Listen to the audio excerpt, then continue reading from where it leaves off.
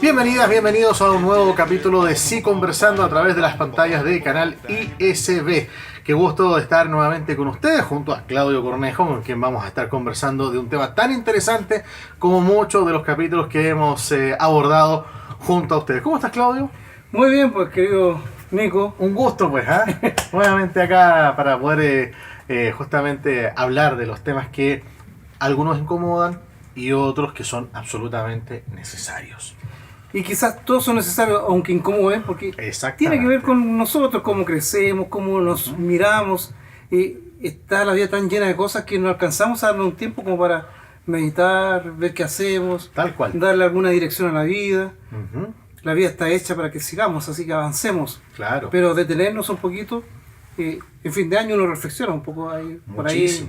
Pero, y cuando está de cumpleaños, sí, puede también hacer una retrospección acerca de su vida, pero en el transcurso del año en general no se da. Y este es un espacio para conversar. Exactamente, para poder conversar de muchos temas. Hemos hablado tantas veces, Claudio, respecto al tema del duelo, ¿cierto? Pero siempre nosotros nos referimos al duelo tradicional, el hecho de perder a un ser querido, el hecho de perder un trabajo, de afrontar una ruptura amorosa, etcétera. Incluso hasta de amigos hay un duelo también detrás de ello, pero hay un duelo del cual no nos damos cuenta quizás y que, bueno, ahora nos sorprende de que también es un duelo y que es el llamado un duelo invisible. Pero ustedes se preguntarán, ¿qué es el duelo invisible? Una sola pregunta. Hay gente que soñó toda su vida con ser algo o con ser alguien, pero no lo logró, por ejemplo. Y se tuvo que reinventar, o como dicen por ahí, los sueños a veces se van mutando, ¿cierto? Pero detrás de esos sueños que mutan hay un duelo que es absolutamente invisible. Exacto, sí. Vamos a hablar de eso. Así es, pues. Esas cosas que quedan ahí sin completar. Claro. Desde la Gestalt se habla del cierre, se habla siempre de tengo que cerrar algo, tengo que cerrar el ciclo, el círculo. Entonces, necesito conversar con esa persona porque no quedo tranquilo mientras no le diga algunas cosas, mientras no aclaremos ciertos puntos. Eso es una teoría de la Gestalt, que es una teoría bastante bonita, pero en este punto del duelo invisible tiene que ir con eso, es decir, algo que no logré nunca, algo que quise con pasión, con vocación, con deseo y no se dio. No sé. Bueno, de esto vamos a conversar porque es un tema muy necesario y vamos a descubrir cómo cerrar esos ciclos, cómo enfrentar obviamente la vida, porque siempre la vida, como siempre decimos, siempre da nuevas oportunidades, segundas, terceras, todas las oportunidades que sean, pero siempre detrás de aquello hay un tema que no se ha cerrado del todo. Pero antes, vamos con música, ¿te parece? Vamos con canciones. Canciones del recuerdo que a usted tanto les gusta y que los viene a revisitar otros viejos tiempos. Vamos. Esta canción se llama Te recuerdo, Amanda, y es una canción que habla del amor de dos obreros de ahora, de esos que usted mismo ve por las calles y a veces no se da cuenta de lo que existe dentro del alma de dos obreros de cualquier fábrica, en cualquier ciudad, en cualquier lugar de nuestro continente. Te recuerdo, Amanda.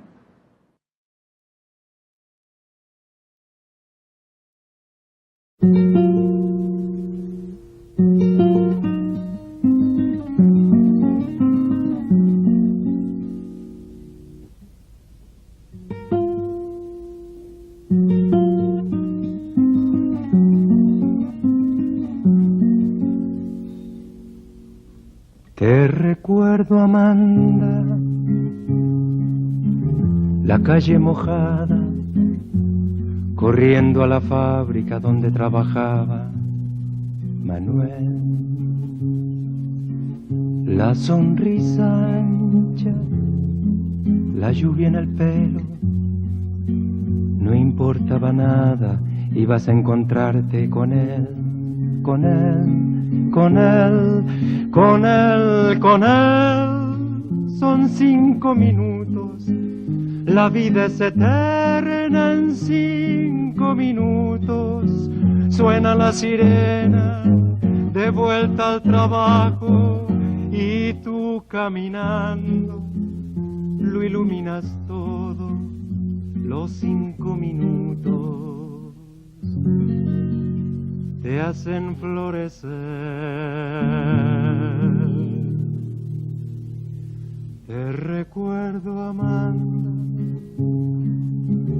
la calle mojada, corriendo a la fábrica donde trabajaba Manuel. La sonrisa ancha, la lluvia en el pelo, no importaba nada, ibas a encontrarte con él, con él, con él, con él, con él, que partió a la sierra, que nunca hizo daño, que partió a la sierra y en 5 minutos quedó destrozado. Suena la sirena de vuelta al trabajo, muchos no volvieron, tampoco Manuel. Te recuerdo, Amanda, la calle mojada, corriendo a la fábrica donde trabajaba Manuel.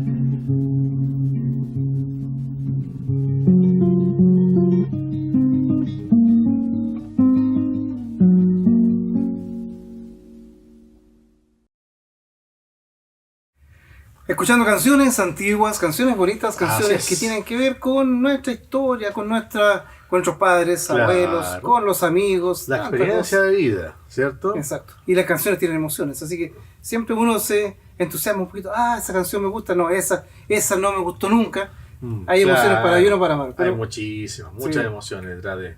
oye, detrás de tomemos esto. Sí, por supuesto, algo pues. rico. Tomemos algo reconfortante, sobre todo Sí.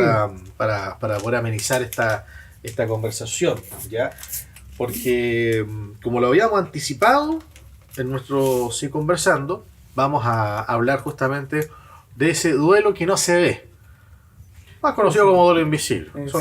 Son los dos mismos conceptos en todo caso, Sí. pero más allá obviamente de lo lúdico que puede ser obviamente el concepto, que detrás de este tema hay un patrón o hay una situación que afecta a muchas personas, ¿cierto? Porque aquí Muchas también, gracias. a propósito que tú hablas de emociones, aquí todas las emociones están a flor de piel cuando a una persona se le pregunta ¿qué soñaste cuando chico? ¿Con qué soñabas? ¿Qué te gustaba? ¿Qué es lo que querías hacer y no se logró, por ejemplo? Es un tema súper delicado. Hay gente que lo toma de una manera muy, muy, muy sensible porque fue un sueño que no se concretó y por ende se convirtió, con el paso del tiempo, en un duelo invisible. ¿Cierto? Sí, sí. Asiento, Nico. Muchas gracias. Asiento en la casa y Eso mismo. que van a comer ustedes, van a tomar alguna cosita mientras conversamos. Exactamente, y qué buen tema, ¿eh? Qué buen tema el que vamos a tener en esta mesa, porque yo sé que muchos de nuestros televidentes, muchos de nuestros auditores se preguntarán cuál era el concepto del cual no se habían dado cuenta de estos sueños frustrados, porque muchos lo llaman como sueños frustrados, ¿ya? Pero poco lo asociaban a un duelo, a una cierta tristeza que han tenido que lidiar durante mucho tiempo, que era como que es una mochila en el fondo para muchas personas que no lograron ser lo que querían ser cuando chicos. Por ejemplo, cuando, no sé, hablo de una generación mucho más mayor de la que vio la llegada del hombre a la luna, y muchos quisieron ser como Neil Armstrong, como Buzz Aldrin, estos dos astronautas que pisaron por primera vez la luna. Y cuánta gente de esa generación no se enganchó a ese sueño de llegar a la luna, de pisar la luna, de ser astronauta, de conocer el espacio, pero por razones obvias, entre ellas, por ejemplo, el factor económico y además geológico, no se pudo concretar. O cosas tan simples, por ejemplo, eh, lo que habíamos conversado fuera de micrófono. Gente que quería ser médico, pero solo le alcanzó quizás para poder llegar a ser tecnólogo médico, o ser TENS, o dedicarse a otras áreas de la salud, o fuera de ellas. De eso se trata el duelo silente o el duelo invisible. Partamos con eso.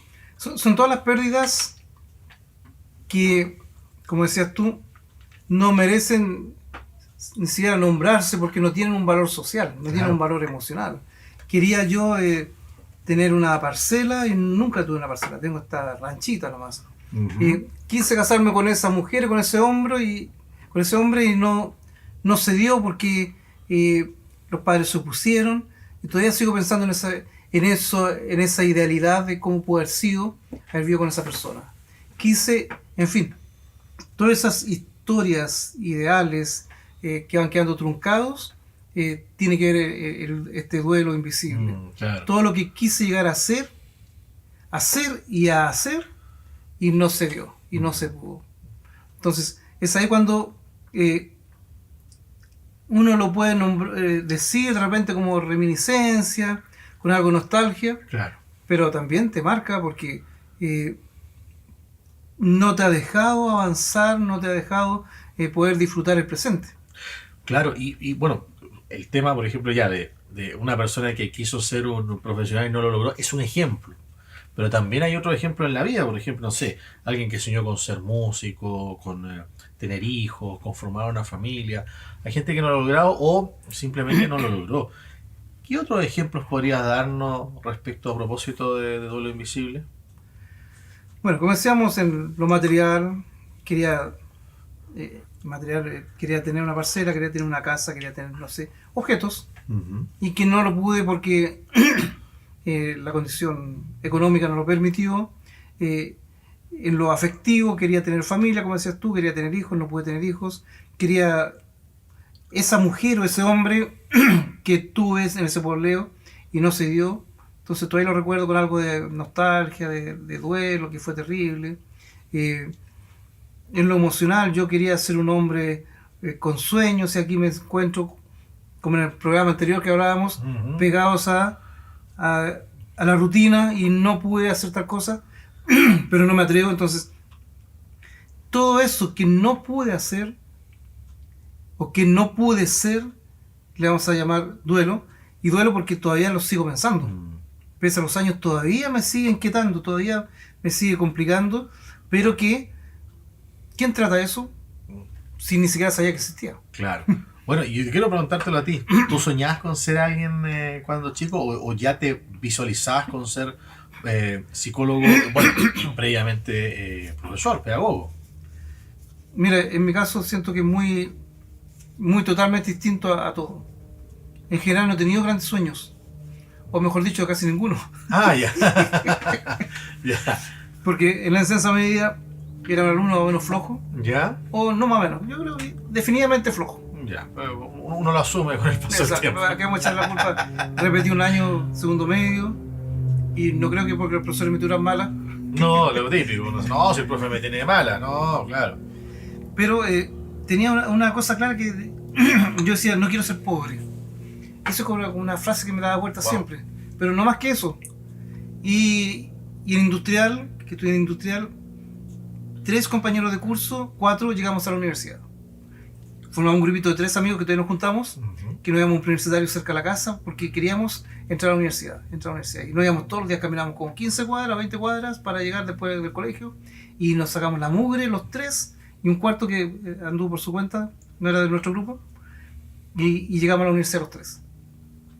Pero el primer semestre no me gustó ingeniería y me retiré. Entonces, ¿qué estudio? No sabía qué estudiar. Ahí estudié locución, porque además era tímido.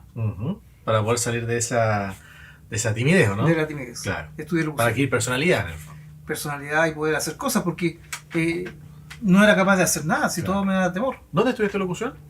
Se llama Academia Cadas, con Aldo Gabriel Soto. Él tenía esa academia Y ahí habían varias personas, ya no me acuerdo los nombres. Pero sí, fue una academia para poder que impartía la Está locución. Pepe Guichel, ¿Ya? hay uno que es español, ese no. Era uno Pepe Guichel y el otro Pepe Abad. Ujú. Parece que era Pepe Abad. Pepe Guichel era el que... Sí, Pepe Abad. Él hacía también el ramo de locución comercial. Y Buenísimo. bueno, y teatro que teníamos. Pero tenía que entrar a la universidad. Claro. Entonces ahí fui donde una amiga y justo se puede entrar en el primer instituto que estaba surgiendo en ese momento, que era el... Porque antes solo estaba la universidad, ¿no? Las universidades tradicionales. Ah, y claro. con Pinochet se crean institutos con carreras profesionales. Ah, claro, claro. Entonces aparece ese instituto, que ni siquiera me acuerdo cómo se llamaba, pero después pasó a ser la Universidad Raúl Silva Enríquez. Ujú. Y ahí estudié la carrera de profesor. Pero ¿qué estudio? ¿Profesor de qué? De básica. No. Me gustan No, los cabros cabros, chicos, los niños, no, claro. cabros chicos, nada. Profesor de historia. ¿Historia qué? Historia, si apenas me recuerdo quién soy, tengo mala memoria y ahí, no, dije no. Educador diferencial, no, párvulo no, porque lo van generalmente las mujeres. ¿Qué es lo que quedaba dentro de las posibilidades? Profesor de castellano. Ya, vamos, profesor de castellano. Y al día siguiente me fue a inscribir y estudié profesor de castellano. Claro. Que me encantó. Fue entretenido, me gustó. Y trabajé de profesor de castellano y me jugué porque lo que hago lo hago entretenido siempre, con pasión. Pero dije, pero no quiero ser el viejo castellano. No quiero ser un viejo de 60 años haciéndole clase a unos cabros de 15 años, 14 años, profesor de media. Va a ser una lata para los cabros. Una lata tener un viejo ahí que le está hablando tontera. Dije, no, yo tengo que estudiar otra cosa. Entonces salí de profesor de castellano e inmediatamente. En ese tiempo yo estaba en la radio chilena, hacía algunos programas de comentarios de actualidad, dentro de un programa que se llamaba Protagonistas, con Lourdes Alfaya, que estaba en esos años. Y el director de prensa era Jaime Moreno Laval, Jaime Moreno, sí. que yo conocía al hermano también, Enrique Moreno. Claro. Y él me dijo, oye, pero estudia periodismo y te van a trabajar acá mismo. Entonces di la prueba y no quedé. Me preguntaron una cuestión, no tenía idea, si tengo mala memoria y ni siquiera sabía cómo se llama el diario austral de... no típicas preguntas cuando... Y el premio Nobel de no sé qué cosa. Sí, claro. No tenía nada. ¿Quién es el director de prensa de tal medio? Sí. No. Preguntas de actualidad, muchas preguntas de actualidad. Entonces, sí. nada, no. Y después un profesor que tenía me dijo, oye, pero podría haber hablado conmigo, era jefe del departamento de estética de la Católica, hay otros ingresos que pudieras haber usado. Pero fue una persona acá, se me dijo, oye, pero podríamos estudiar psicología, soy amigo de una persona que nos puede hacer entrar sin dar pruebas. Y era falso, porque dimos todas las pruebas y él no quedó. Claro. Él no quedó y yo quedé. Pero ahí dije, él me ofreció, me dijo, oye, podrías estudiar psicología. Y me puse a estudiar psicología. Y me encantó. Y la carrera que viste te mueve en el fondo. Exacto. Entonces, en ninguna tuve como sueños previos. No, he tomado todas las oportunidades que llegan, las tomo. Esa otra. Y con eso he ido armándome, me he ido armando. Por eso, en ese sentido, no alcanzo ni siquiera a tener un duelo invisible. No, claro, no, de todas maneras. Y a propósito de eso, ¿cómo se expresa ese dolor del duelo invisible en tristeza, rabia, enojo, frustración? ¿Cómo aparece o simplemente aparece como un vacío en las personas cuando se habla de... No cuando se habla, sino que cuando existe este dolor invisible? Primero, está siempre. Pero como no es tan observable, ni siquiera para la persona que lo vive, lo puede sentir con una sensación de frustración, de cierta desazón, lo puede hacer sentir que no puede vibrar del presente porque sigue anclado en eso que no pudo ser. Puede exigirle a su familia que logren cosas que él no logró, o en algunos casos se perfeccionan cada vez más. No fue médico, es TENS, o no fue médico ni TENS, trabaja en la construcción. Claro. Pero se mete a estudiar, a investigar, entonces cuando va donde el médico tiene mucho conocimiento y puede sonar hasta arrogante, porque de alguna forma trata de sobresalir por algo que no tiene, y se nota que no tiene porque no es médico. Entonces va llevando a esas sensaciones cada vez más extrañas, porque no sé qué es duelo. O sea, no tenía idea que me pasaba algo. Y trato de suplir o hacerme eso, pero siempre está ahí molestando y mostrándose de alguna manera, que me bloquea un poco el disfrutar, o incluso el disfrutar abiertamente el presente. Claro. Bueno, a ver, hay quienes sienten nostalgia por la vida que no fue, ¿cierto? Y claro, la nostalgia es como cierto recuerdo entre triste pero a la vez endulzado. La nostalgia, esto de volver a tiempos pretéritos. ¿Por qué nos cuesta tanto aceptar que no pudimos ser aquello que imaginamos?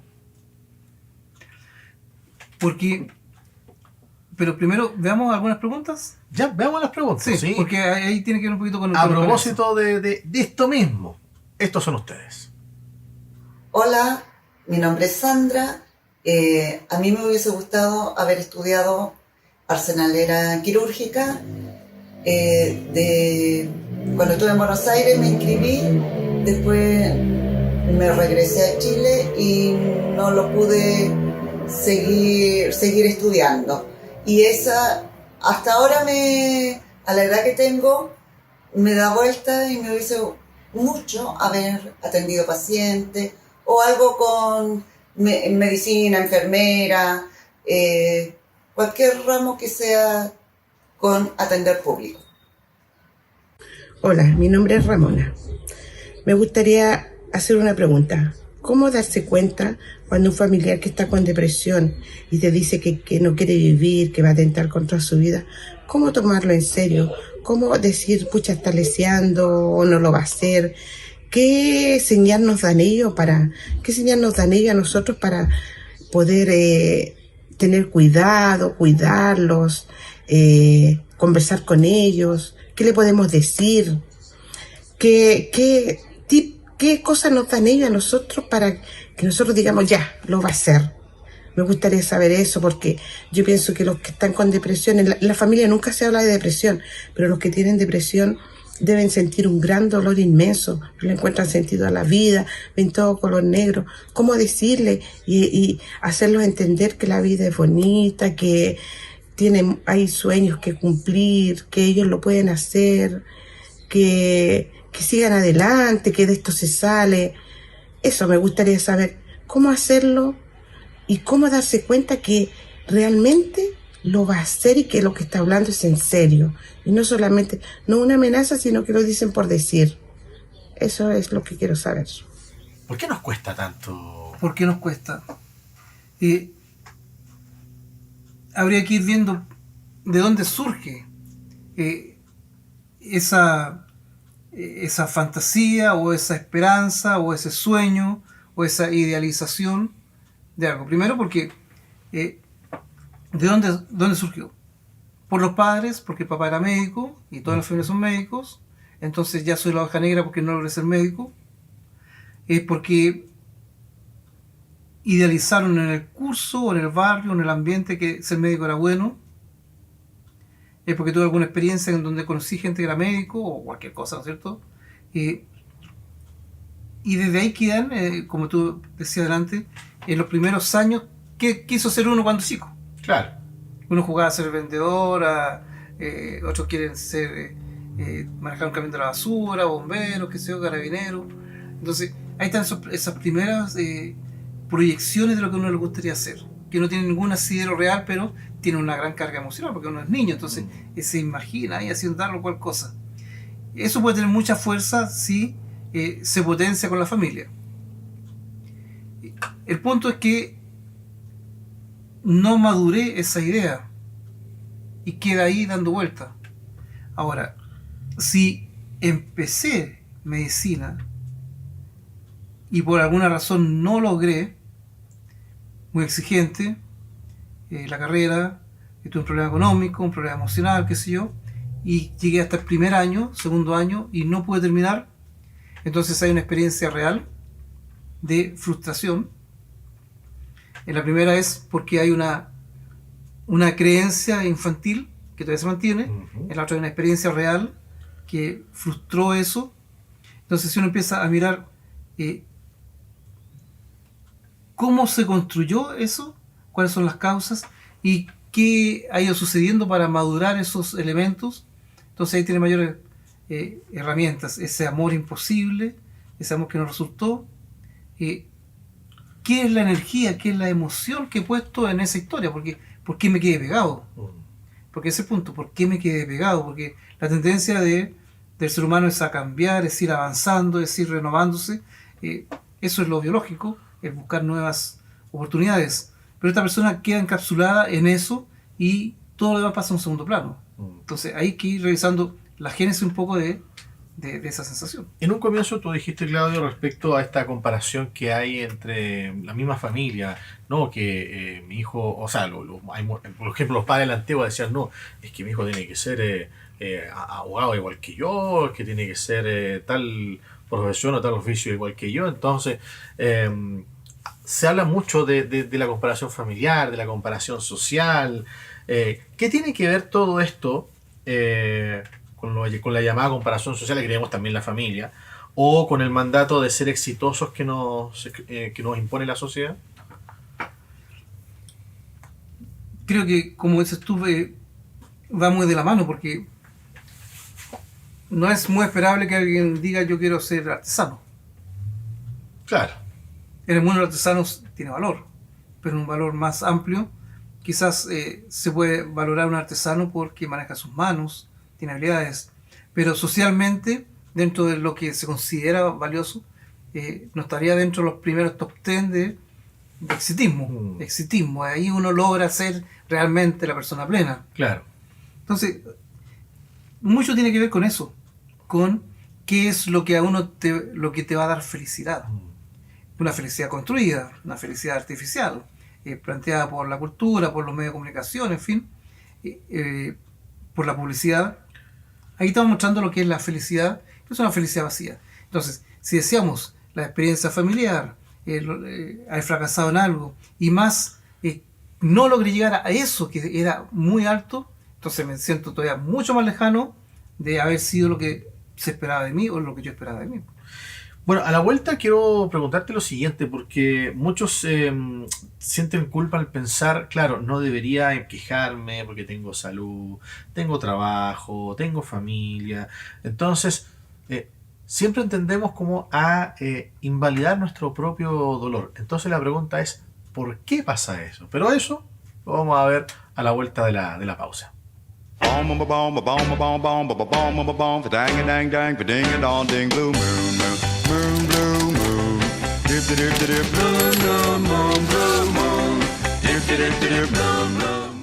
Aquí estamos, amigas, nuevamente de vuelta después de estos comerciales para seguir hablando acerca de el duelo silente o el duelo invisible, o como usted quiera llamarlo, ese duelo que no se ve en muchos de nosotros, justamente, ¿ah? Porque algo de ahí debemos tener un duelo ahí silente o dentro de nuestro salón, que sea muy pequeño. Y tú has planteado una pregunta, como siempre, Sí, y después de los comerciales me distraigo y quedo otra vez en cero, así que por favor te pido que... No, por favor, lo que pasa es que, claro, porque el tema es que nosotros siempre muchos sienten culpa al pensar, claro, digo, no debería quejarme porque tengo salud, tengo trabajo, tengo quizá tal vez una familia que me quiere, tengo vitalidad, o sea, muchas cosas, tengo techo propio, pero ¿por qué tendemos siempre a invalidar nuestro propio dolor en medio de este duelo invisible? Porque no tiene la categoría de duelo. Si tú dijeras alguna de estas cosas que estamos hablando, mira, oye, pero no te queda en el pasado.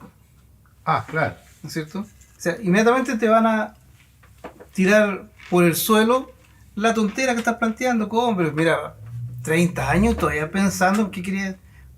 Actualízate. Oh, claro, supéralo. ¿Cómo ya? Córtalo, estáis viejo. Cualquier Ah. cosa. Entonces, como Oye, no pero tiene... que en todo caso el tema del supéralo es un masazo, porque la gente no sabe, no es fácil decir supéralo, pero la superación es un proceso difícil.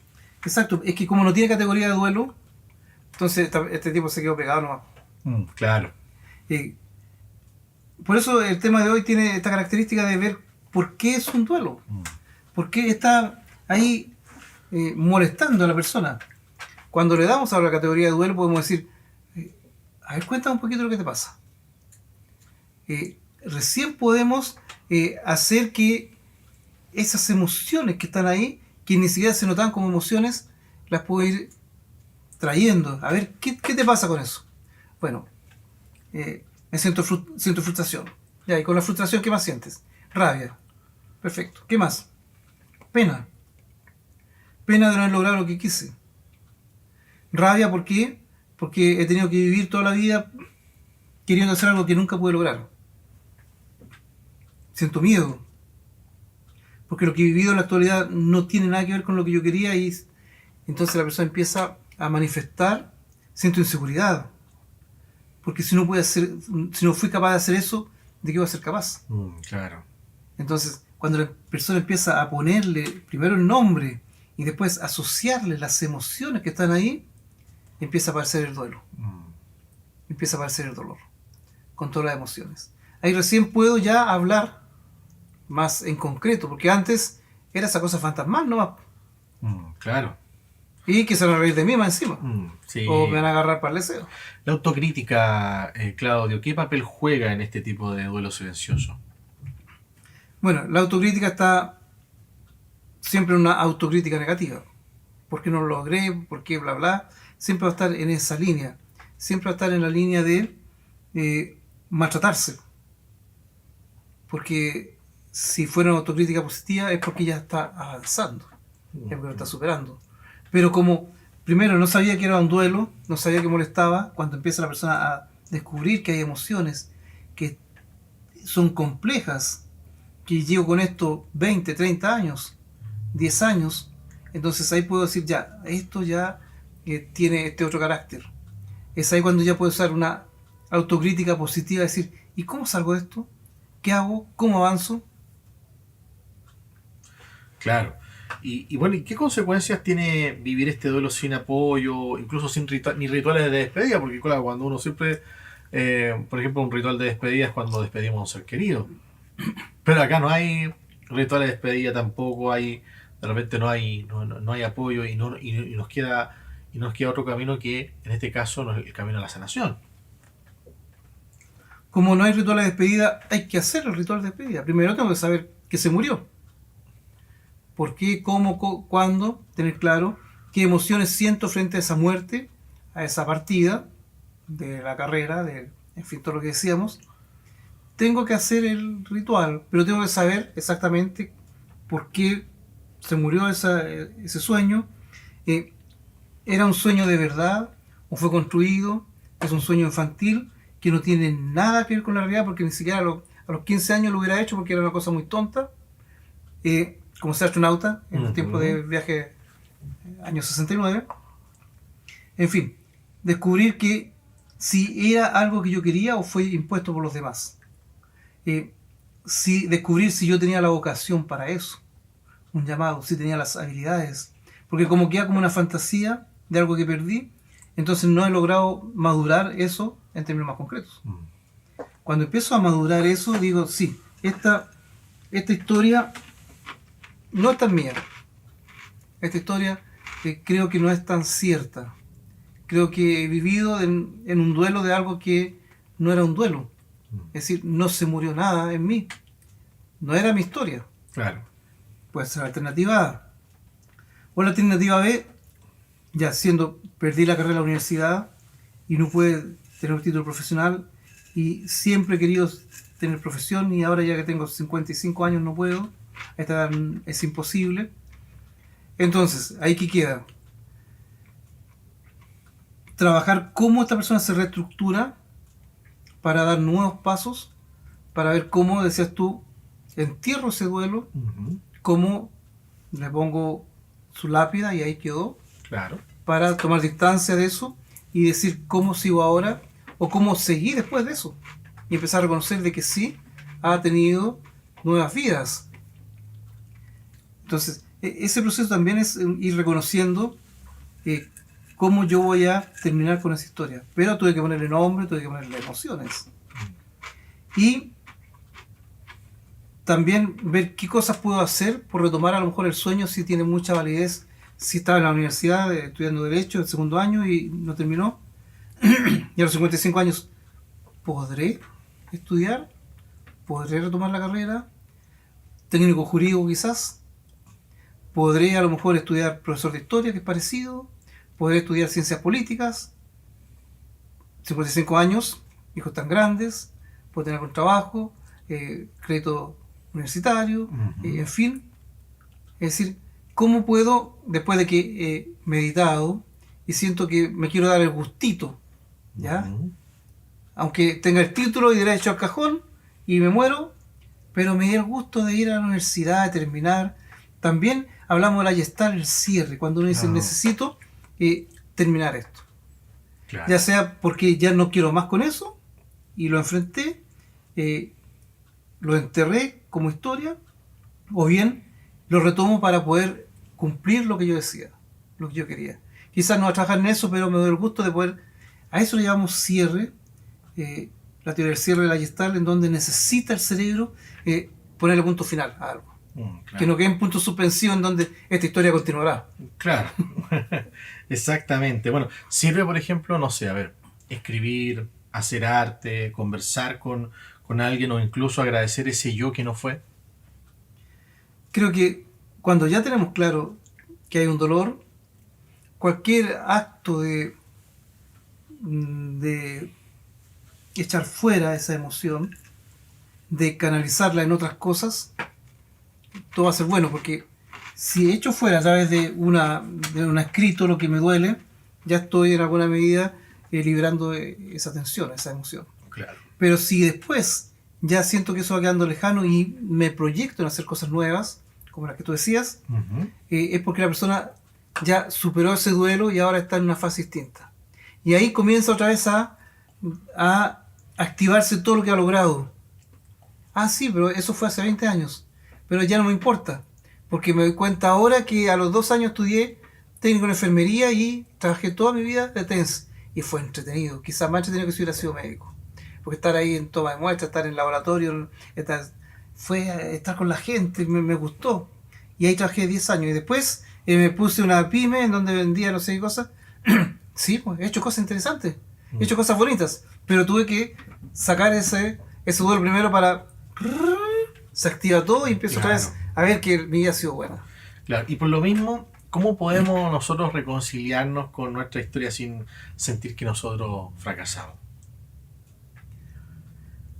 Como decía entonces, cuando ya maduro el duelo, cuando ya le di la categoría de duelo, cuando ya vi las emociones, cuando me di cuenta que lloré, que despotrigué contra el mundo y contra mí, y cuando ya empiezo a decir, eso va quedando atrás, es ahí cuando ya adquiero la dimensión más temporal, más presente.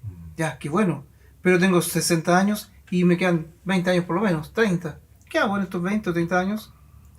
Tercera edad, ¿qué puedo hacer ahora? O la edad que tenga la persona.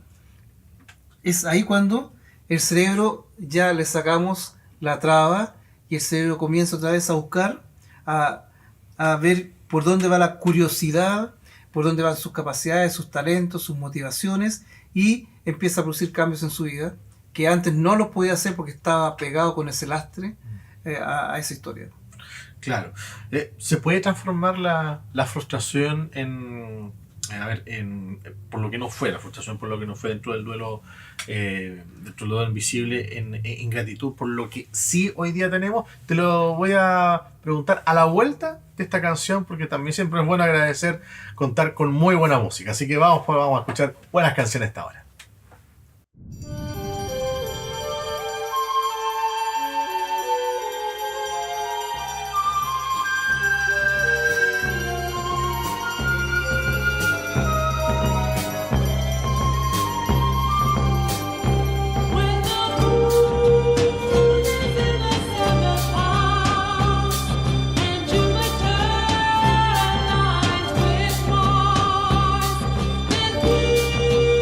Peace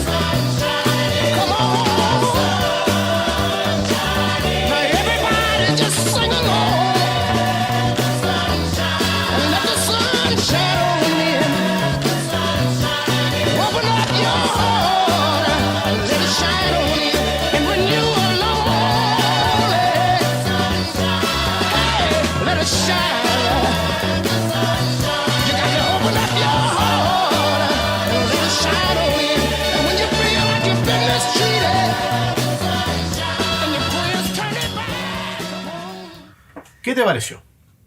Siempre las canciones son entretenidas. Y hay que agradecer Sí. de que uno escucha buena música, ¿cierto? Y que esas personas siguen vivas a partir de las canciones. Exactamente. ¿Cuántos cantantes, grupos ya no existen? Claro. Pero están ahí, los Claro. vemos ahí cantando, bailando, moviéndose. Sí, pues bueno, y con lo que tú dices, algunos que siguen viviendo en estos días, pero algunos que ya partieron, pero gracias a la magia del sonido es que prácticamente se tornan figuras eternas de la música. Sí. Bueno, y son unas cosas que uno también agradece en este sentido, que gracias a la magia de la tecnología, del sonido, uno puede escuchar o ver estas joyitas, ¿ah? que solemos tener acá en nuestro programa. Y por lo mismo, ¿cómo podemos transformar esa frustración por lo que no fue dentro de nuestro duelo silencioso, que es el tema que estamos abordando en este programa, y transformarlo en una señal de gratitud por lo que sí tenemos? ¿Cómo pasar de la frustración a la gratitud de lo que actualmente tenemos?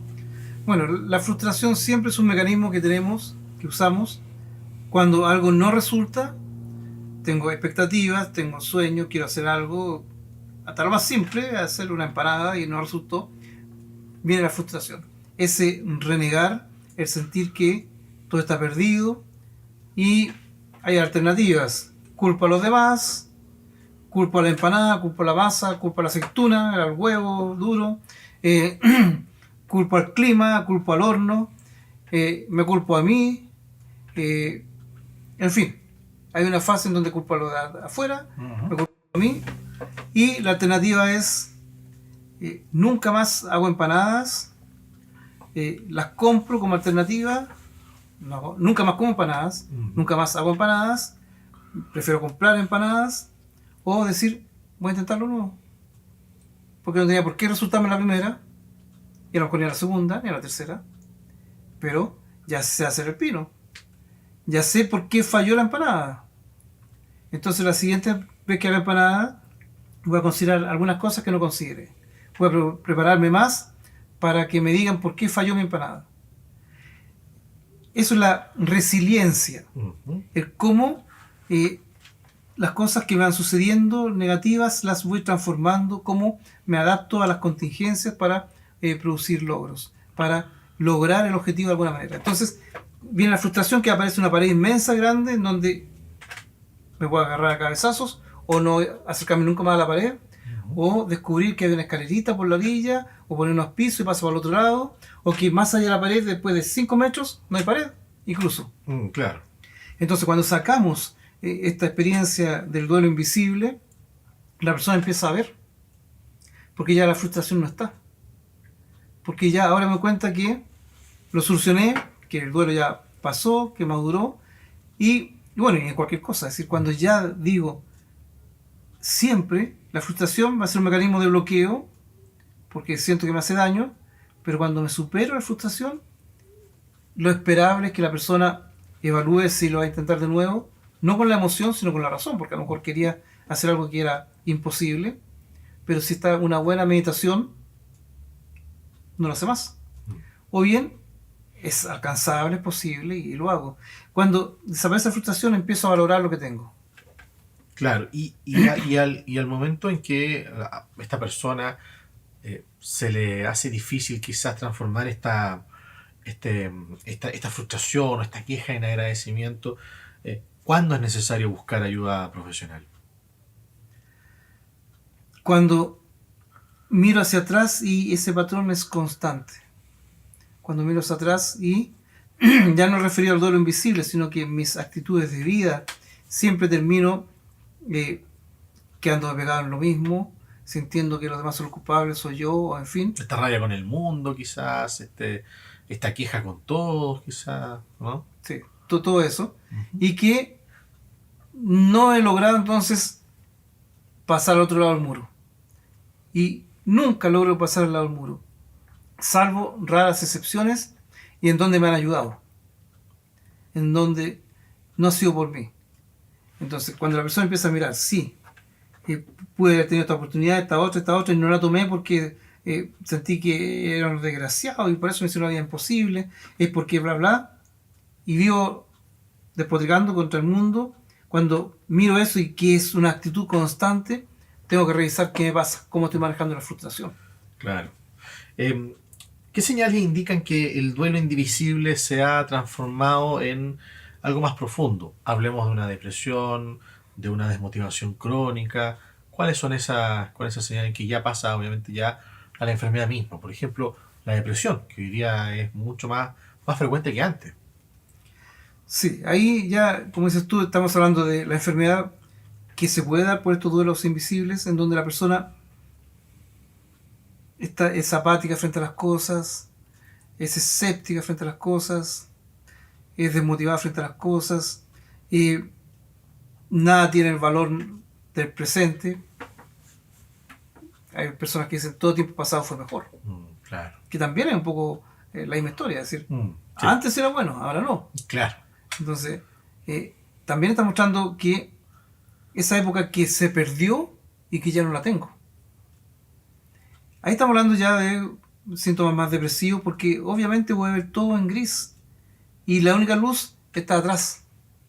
El único momento feliz está atrás. Entonces yo le pregunto a los pacientes cuando llegan con depresión, le pregunto, dime algún momento feliz de tu vida. Y empiezan a recordar, sí, parece cuando tenía como 7 años, porque con mi papá salíamos a jugar. Y después, no, después nada más. Entonces, tienen esa luz muy atrás y de ahí para adelante no han podido ver nunca más luz. Ahí ya nos damos cuenta que hay una depresión. Cuando esta persona siente que en aquel momento era bueno, pero después todo fue injusto. Hay gente que vive hablando de la justicia y la injusticia. Claro. Es que eso es injusto, es que ustedes son injustos y es que me quieren poner el pie encima, es que la gente me quiere pasar a llevar. Son personas muy temerosas, no agresivas, sino temerosas. Es decir, hay síntomas depresivos ahí que se expresan como rabia, como agresión, pero son personas muy inseguras.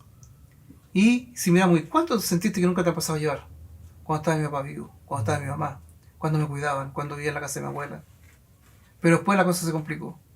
Entonces acá en esto mismo, los duelos invisibles, hay que mirar hasta antes del duelo la persona se sentía bien, se sentía positiva, sí. Y ahí vemos que está instalada la enfermedad porque esta persona no puede ver ahora con claridad lo que está sucediendo, ha mermado las relaciones familiares, ha mermado su autoconcepto, su autoestima, y cada vez hay un mayor deterioro encerrándose en la casa.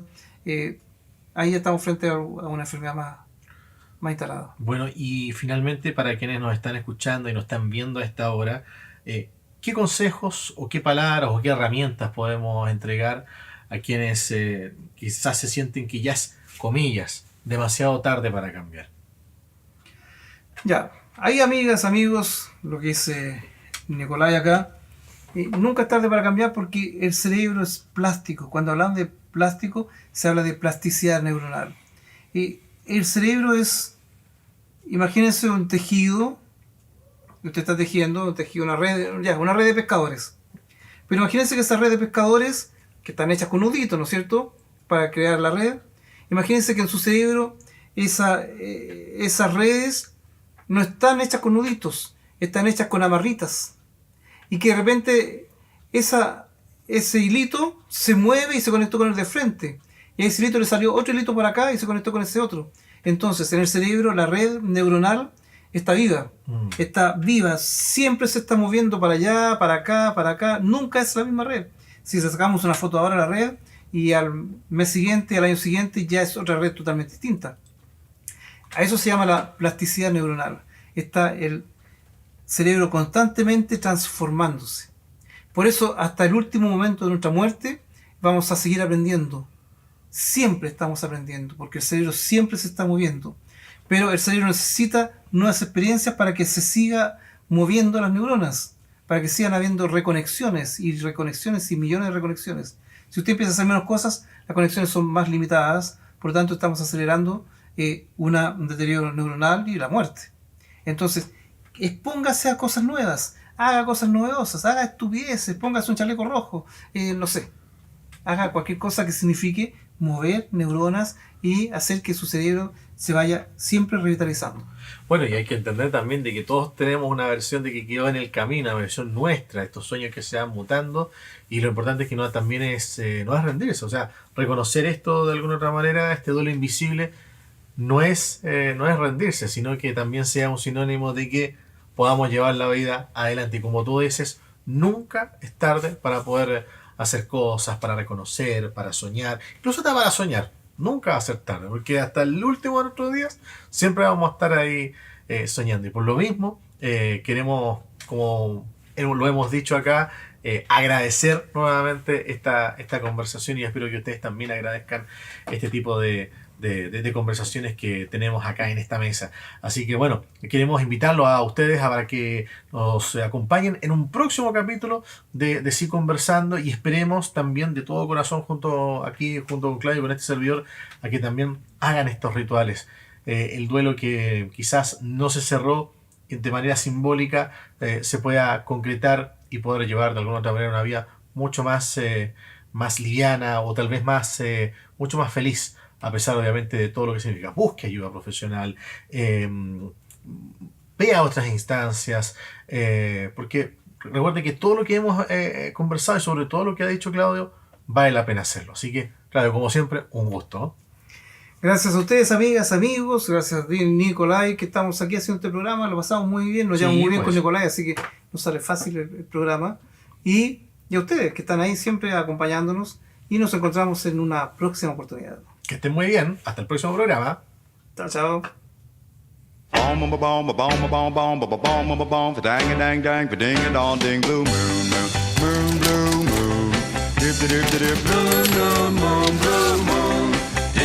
Blue moon.